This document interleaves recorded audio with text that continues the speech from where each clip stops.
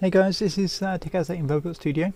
In this example, I'll sort of make, in Space Engineers, where you got such thing as what's called a docking clamp, where when you turn it on in the game, it sort of pulls the ground or what you want to land towards the clamp, so it sort of engages.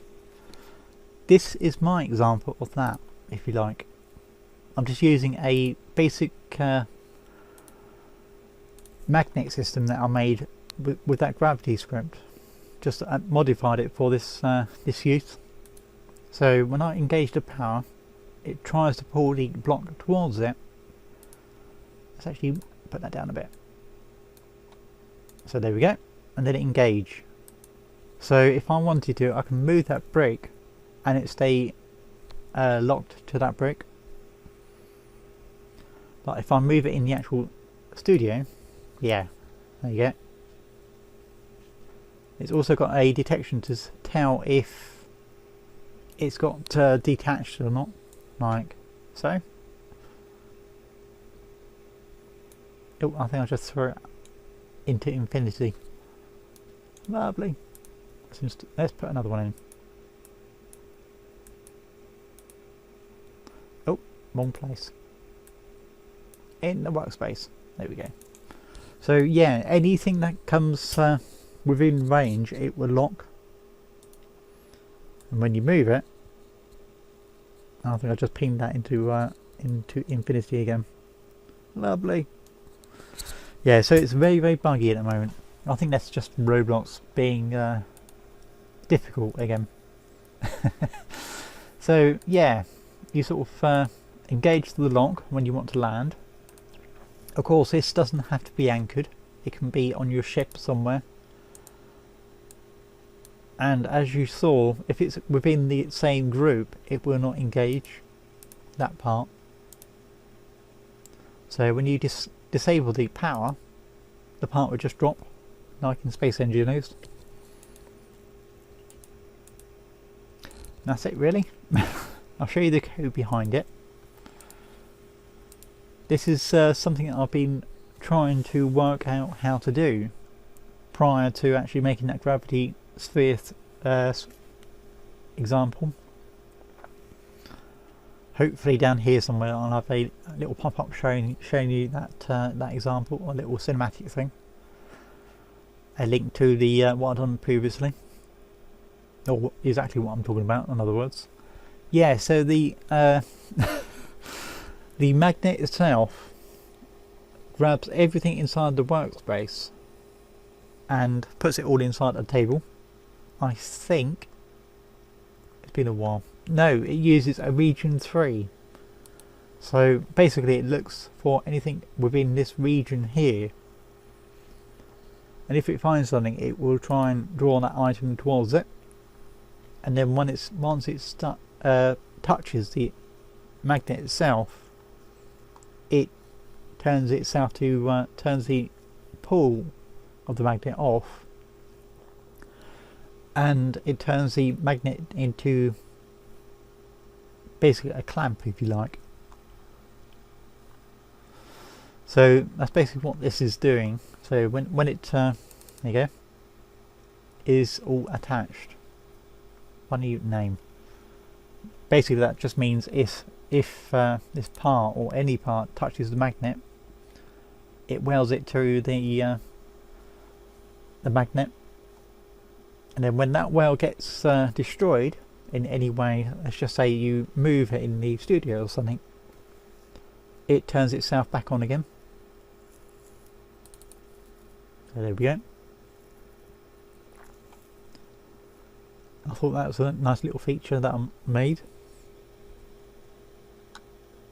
Let's just show you the actual moving of the block. So it would start off like this. Let's actually move this down a bit.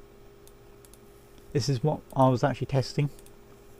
So when I engage this, and when the block actually attaches to the clamp, if you like, the magnet itself should start flying. There you go. There's no velocity put to this block here. It's all in this top part here. So where's that velocity? There we go.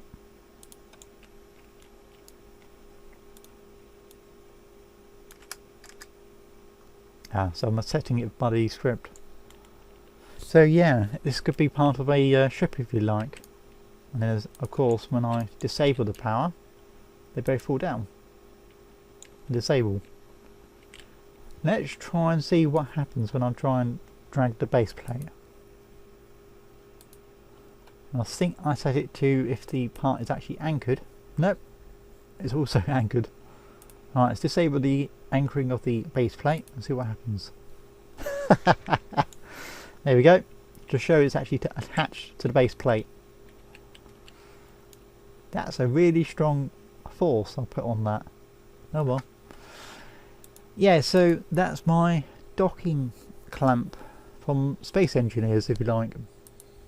It's the reason why I tried to made this is because hopefully in the next few weeks I'll be actually playing Space Engineers, and I might even do a few videos on in the game if you like. Now here they actually do their own programming language, so you can actually program elements in the game. I might even move on to that, I don't know. But Roblox will always be in my heart, as I say, and I will always do Roblox examples now and again. It all depends at the moment is if my new computer, where I'm getting a new power supply because the one I bought with it was actually shot, in other words didn't work. So hopefully in the next week I'll be on my new computer, and